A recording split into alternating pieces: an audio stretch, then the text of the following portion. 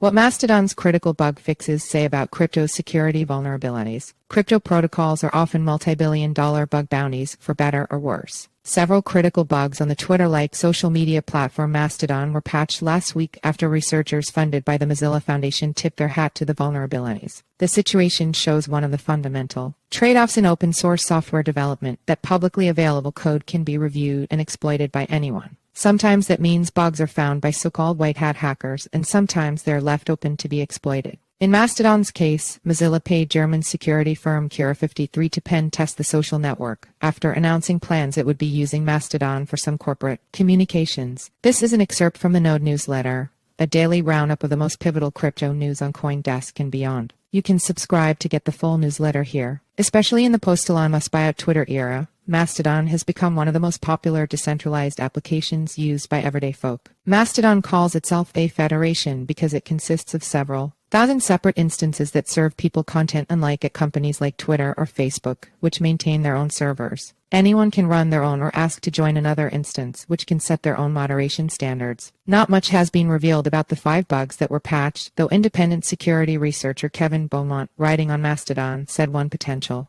exploit dubbed #toot-root could have given hackers root access to Mastodon instances, which could have caused all types of issues including compromised accounts and other phishing schemes. See also, crypto hackers tend to return stolen money. TRM Labs Mastodon gGmbH, the organization that maintains Mastodon's open source software, rated one other bug as critical and the 3 others as high in, medium in severity. Large servers were also sent pre-announcements about the security holes in recent weeks, so they could be ready to quickly deploy a patch when it went live, according to Ars Technica. As far as I can tell, none of Mastodon's 14.5 million users were affected by the bad lines of code, which seem to have been unexploited. But the situation does raise some uncomfortable concerns, including how long the critical issues would have sat dormant had Mozilla not been interested in paying to see if Mastodon was secure, and whether a bad actor could have gotten to it first. These are live issues in the world of free and open source software, including, and perhaps especially in crypto. Putting aside the challenges of making sure everyone downloads a patch or is running the latest software,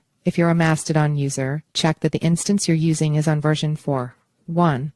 3 or later, or hound the server to update. The security of shared networks is totally subject to market forces. Financial incentives cut both ways for hackers, who can sometimes receive a bug bounty for properly disclosing an issue or turn around and sell the malicious information on a darknet market. And there isn't always a Mozilla out there willing to pay for in-depth audits to make sure these systems are secure. The problem is only complicated by crypto, which turns applications into multi-million-dollar bug bounties or grab bags for hackers looking to make a quick buck. Some $3.1 billion was stolen from decentralized finance DeFi protocols alone last year, and even one protocol. Foundations or users banded together pay for code reviews. It's not always clear an auditor's stamp of approval can be trusted, often due as much to incompetence as greed. See also, calling a hack an exploit minimizes human error. Opinion Dadier Campos, a crypto user and developer who says he lost out after the multi-million-dollar attack of Euler Finance, recently revealed a DeFi circuit breaker that would pause protocols seeing abnormal withdrawals. This would be an opt-in thing, which admittedly wouldn't offer users complete security but could minimize the amount of money lost in hacks. Solutions like this are admirable, even if there are no easy fixes to crypto's problems, and definitely not a one-size-fits-all option.